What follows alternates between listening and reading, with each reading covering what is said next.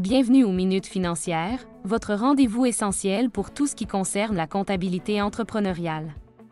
Si vous êtes intéressé à la version écrite de cette vidéo, vous trouverez un lien vers l'article de blog dans les commentaires ci-dessous.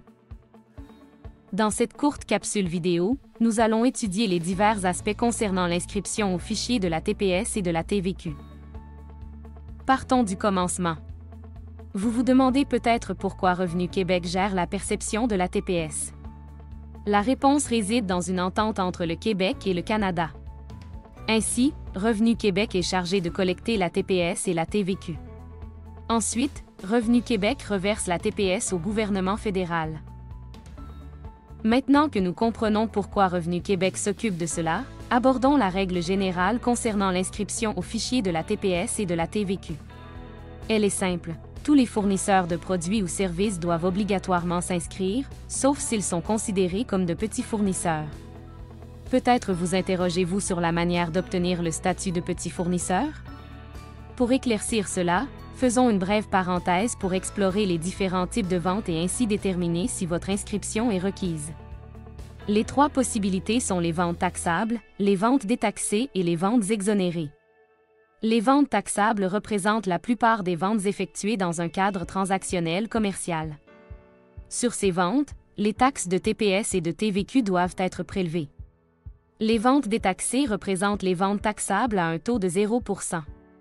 Dans cette catégorie, on retrouve les produits alimentaires de base, tels que les produits laitiers, les fruits ou encore les médicaments délivrés sur ordonnance. Il existe aussi des fournitures exonérées. Une personne exploitant une entreprise fournissant exclusivement des fournitures exonérées, au sens de la loi, ne peut s'inscrire au fichier de la TPS et de la TVQ. Pensons notamment aux services de garde d'enfants, aux services de santé, aux baux résidentiels d'une durée d'1 mois ou plus, etc. Après avoir déterminé le type de vente que vous générez, la prochaine question est de savoir si votre volume de vente de produits et de services taxables, à l'intérieur d'un trimestre ou des 4 derniers trimestres, est inférieur à 30 000 $.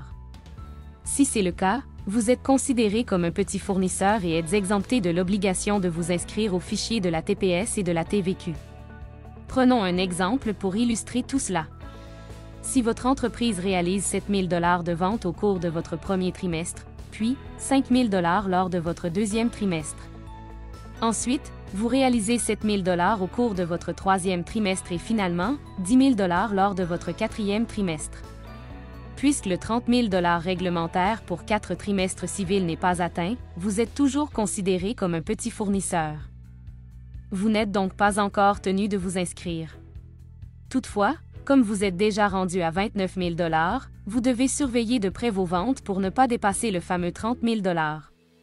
En cas de doute, référez-vous à Comptabilité Miss Royer et Associés pour vous assurer que vous n'avez pas dépassé le 30 000 $ de vente taxable. Maintenant que nous connaissons la règle générale, explorons les exceptions à cette règle. Certains commerces doivent tout simplement s'inscrire et ce, nonobstant le volume des ventes générées. C'est le cas des fournisseurs de services de taxi et de limousine, des fournisseurs de boissons alcoolisées, des fournisseurs des produits du tabac, des fournisseurs de carburant, des fournisseurs de pneus et de voitures neuves ou usagées. Après avoir discuté des exceptions à la règle d'inscription générale, explorons une règle moins familière, celle des 50 000 $. Si vous êtes un organisme de service public, comme un organisme sans but lucratif, un organisme de bienfaisance, une municipalité, une administration scolaire, une administration hospitalière, un collège public ou une université, la limite des ventes taxables passe de 30 000 $ à 50 000 $. D'autres particularités s'appliquent également avec les organismes de bienfaisance et les institutions publiques. Prenez un rendez-vous avec votre équipe comptable pour en discuter plus amplement. Passons maintenant aux avantages d'être inscrit au fichier de la TPS et de la TVQ. La récupération des taxes sur les achats est l'un des avantages significatifs accordés aux inscrits. Si vous choisissez de vous inscrire au fichier de la TPS et de la TVQ, vous aurez la possibilité de réclamer ces taxes sur vos achats d'entreprise. En d'autres termes, vous obtiendrez des crédits de taxes sur vos intrants. Ceci peut être un avantage intéressant, surtout en contexte de démarrage, moment auquel vos dépenses peuvent s'accumuler assez rapidement. Ensuite, Un second avantage est l'image projetée. Tout le monde le sait, en bas de 30 000 $ de revenus, l'inscription aux taxes n'est pas obligatoire. Ainsi, ne pas charger de taxes envoie l'image d'un volume de vente faible. Les conséquences de cette perception peuvent être plus ou moins prononcées, selon votre domaine d'activité. Un autre aspect à prendre en compte est la stabilité des frais facturés. Si vous vous approchez du seuil de 30 000 $, il peut être judicieux de vous inscrire immédiatement au fichier de la TPS et de la TVQ. Cela vous évitera la fluctuation des tarifs facturés à vos clients d'un mois à l'autre, évitant ainsi des situations où vous pourriez charger 100 $ un mois et 115 $ le mois suivant, simplement parce que vous êtes soudainement assujetti à la TPS et à la TVQ. Finalement, il ne faut pas négliger la tranquillité d'esprit. Effectivement, en s'inscrivant tout de suite, vous n'avez pas besoin de vérifier chaque mois si vous avez atteint le seuil des 30 000 $.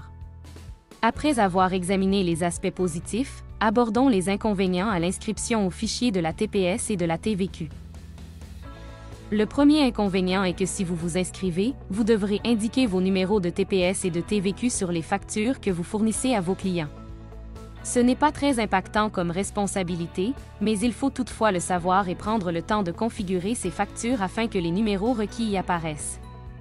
Subséquemment à l'inscription au fichier de la TPS et de la TVQ, vous devrez obligatoirement produire des déclarations selon la fréquence exigée ou choisie. Le troisième aspect négatif de l'inscription aux taxes est que si vous êtes en mauvaise posture financière, vous pourriez être tenté de piger dans les taxes que vous avez perçues de vos clients afin de régler vos propres fournisseurs. Cette situation pourrait rendre plus complexe le paiement des remises au moment où elles sont dues. Si vous souhaitez vous inscrire au fichier de la TPS et de la TVQ, il y a 3 façons de faire. Si vous n'êtes pas encore inscrit à un fichier de Revenu Québec, il est possible de vous inscrire au fichier de la TPS et de la TVQ en utilisant le service inscription d'une entreprise en démarrage. Si vous avez déjà accès, vous pouvez également passer par Mon dossier pour les entreprises. Vous pouvez aussi remplir le formulaire Demande d'inscription, LM1.